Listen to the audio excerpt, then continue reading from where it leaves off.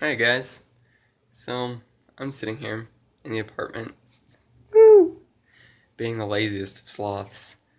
I have done very little productive. Actually, no, I take that back. Today's been a good day for me. I just have extremely high production standards and I never accomplish them and then I get down on myself about them. So I'm sitting here soaking my foot because I have a nasty fungus on it. So gross. Look at this. Look at that nastiness. It started off tiny as all things, and then it just kept getting bigger and longer, and it grows with my toenail, and it freaks me out. Like my toes this thick. It's horrible. I used to go under there with a thing, and I would clean out the dirt under my toe, and I can't do that anymore. I go to stab it, and it's just a wall of toe down through my skin. I'm pretty sure my whole toe is toenail thick. It's bad.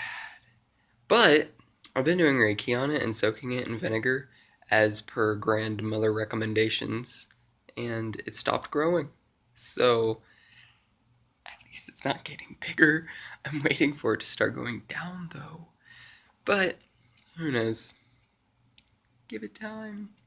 So I was writing today, and man, writing is such a weird thing because I'm thinking all writers have to be either bipolar or schizophrenic because we're coming up with just all kinds of characters and then watching how they interact. And yeah, it's like, oh well, you're just writing stories. Yeah, but all of these characters live and interact in my head. I come up with them. They don't exist. They just one day I'm like, hmm, Ben's man, he lives in a futuristic apocalyptic society and he's going to be taken in by white doctors from his prison cell where he's been raised his entire life. His family was a family of breeders and that's where he was birthed and now they give him shots and hopefully they transmute his body into like some other dimensional form. That's all they're doing is trying to mutate his genetic DNA. And yeah, he's stuck in jail. I mean, he's not stuck in jail now. There was a dude in there that, you know, one of the hazmat dudes, he was pretending he was dead, and whenever the hazmat dude stopped by, he killed him, and now him and Ben are running out. They had to leave the old man behind, though. It was really sad. See, stuff like this, stories like these just pour from my brain, from the ether. I don't know where it comes from, and I just write this shit down. So, maybe all schizophrenic people, instead of being hospitalized or anything, they just need to write.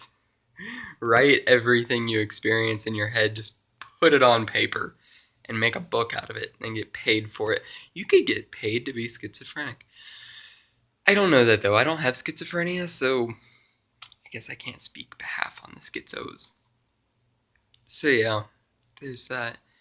And, also, I think spirituality it attracts people with mental disorders because there is no common grounds. I don't want to say common grounds. Like there's no stable grounds for healing people with mental disorders. And I mean, spirituality is a giant coping mechanism anyway. People who can't deal with life, they just throw all their problems to God and God will solve them. And it's surprisingly effective. Like, so many people go through their life without murdering people because it would be bad. It's that simple. If we could give religion, instill religion into the minds of animals, all of the world would just go up a notch. The entire animal kingdom would go up a notch. Well, they would stop killing themselves as long as they believe in their religion. They would kill animals that don't have a religion at that point, or animals that have a differing religion. Could you imagine Christian squirrels? What would a Christian squirrel be like? They'd have the squirrel crusades where they take chipmunks that worship Thor and they like burn their sacred trees and strap them to horrible torture devices to make them convert to squirrelism. Oh man, what a world that would be. They would just harvest all nuts, and nuts would be their currency, probably. They wouldn't let any chipmunks survive. Wow. That would be a chipmunk genocide. I wonder if we would eventually develop an Adolf Hitler of squirrels that systematically killed off chipmunks. That'd be terrible. It figures out some leaf that kills them, and it just grinds that leaf into a powder, and like every chipmunk it finds is dead. Dead chipmunks everywhere. Like, humans would wake up in the morning, common human problems, we're heading to work, streets lined with chipmunks. We see news reports, well, thousands of chipmunks are dead because the Adolf squirrel killed them all. Chipmunks are now an endangered species. Only 2 remain. And then, like, hundreds of years in the future, we'd have chipmunks, they would come back from it. And then, it would be past history. Chipmunks would be writing history books like the Adolf Hitler of squirrels. This is why we don't do that. Don't let history repeat itself. They'd be trying to have a coalition for chipmunk organizations and religions so that they can all live together peacefully. And then you'd have that one group of chipmunks that are like, the squirrel holocaust was a lie. Chipmunks never died. We were never endangered.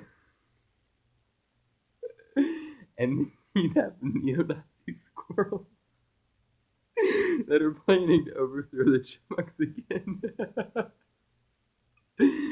I'm done. That's all for today. If you liked it, you know what to do.